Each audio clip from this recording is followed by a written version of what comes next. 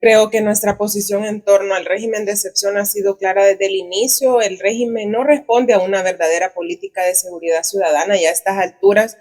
obviamente, el sentido de oportunidad o de si es necesario o no, ellos al menos cada mes que vienen a solicitar una nueva prórroga no dan una justificación o datos amplios en torno a cómo está funcionando esa medida. Lo que se sabe, y eso sí es de conocimiento público, es cómo las capturas masivas sin previa investigación han dado como resultado capturas de miles de personas inocentes y eso lo vamos a seguir señalando porque no es correcto que justos paguen por pecadores y acá el tema del sistema, incluido no solamente desde el ámbito de seguridad pública, sino que el órgano judicial, centros penales, obviamente son incapaces de implementar una verdadera política de seguridad ciudadana y siguen con esto. Pareciera que para el gobierno la solución a todo es la cárcel y el régimen ha dejado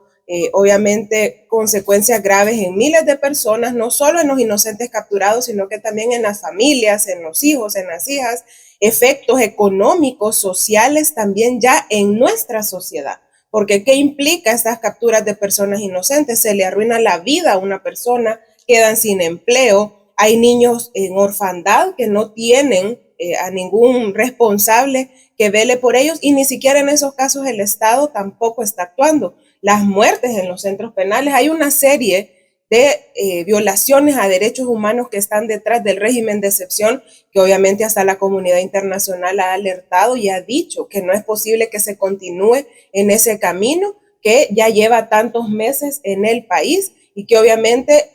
parece nada más poner una bendita o tapar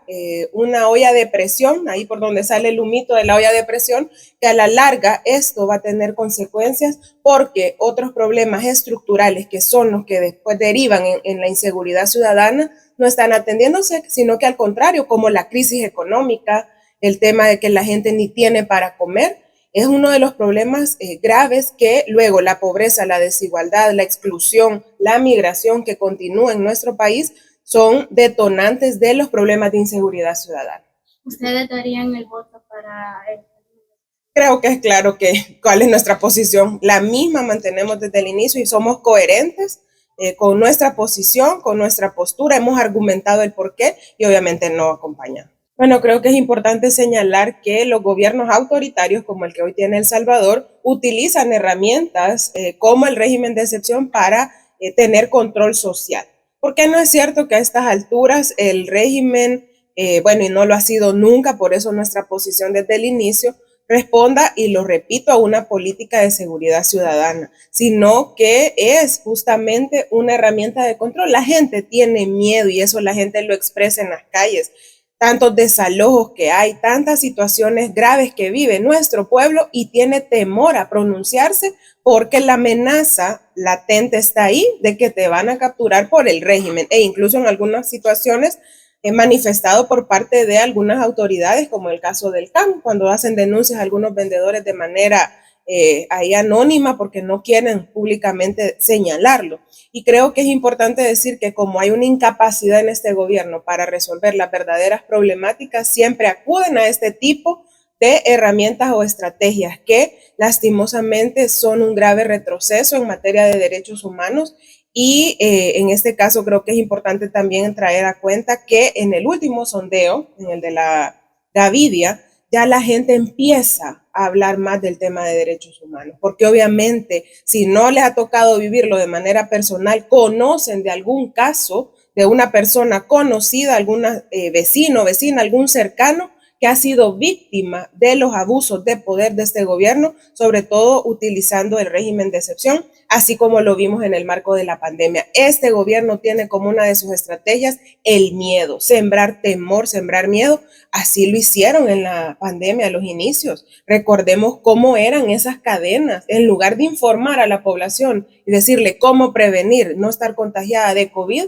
era meter miedo a la gente y además abusar al implementar mecanismos como las cuarentenas, los cercos sanitarios, cosas que en muchas ocasiones estaban fuera de los marcos legales. Y por lo tanto, no es de extrañarse, lo digo nuevamente, que el caso de gobiernos autoritarios como el que tenemos, que les gusta la concentración de poder y tener ese tipo de manejo abusivo de la institucionalidad pública, de los recursos públicos, utilicen este tipo de estrategias para tener control ante la incapacidad de resolver los verdaderos problemas de la población, que como vuelvo a mencionar,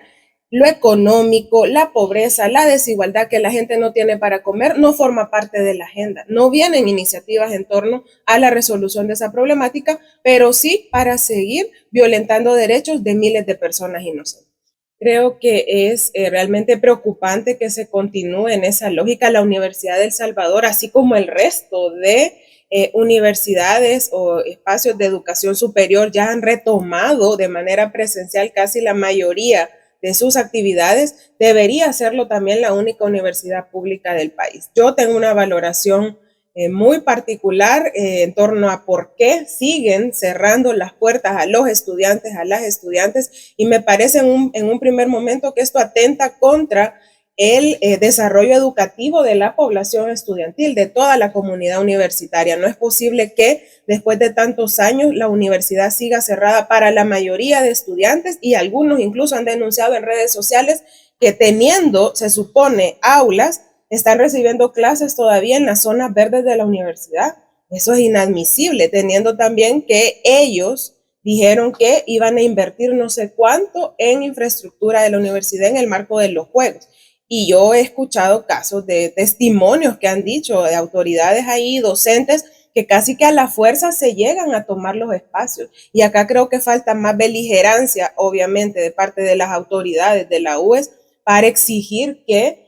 las instalaciones se utilicen al 100%, más allá de que si pueden después seguir haciéndose mejoras a la infraestructura, no es posible que con una excusa de algo que ya pasó incluso el tiempo, que tiene que ver con los juegos, sigan negándole a los estudiantes tener acceso ahí. Algo que también no solo limita el desarrollo educativo, las capacidades de los estudiantes, sino que también otras cosas que forman parte viva de la ciudad universitaria, de la U, es esa que ha jugado a lo largo de los años un rol de defensa de derechos, de organización estudiantil. Hoy por hoy prácticamente esa parte de la U está bien debilitada, y una de las razones es que no están asistiendo de manera presencial. Entonces uno, conociendo a este gobierno autoritario y cómo funciona, no extraña que parte también de sus objetivos de mantener fuera a los estudiantes del recinto de la universidad sea desmotivar también la organización estudiantil, que no haya por parte de los estudiantes organización, movilización y mucho menos demanda de sus derechos.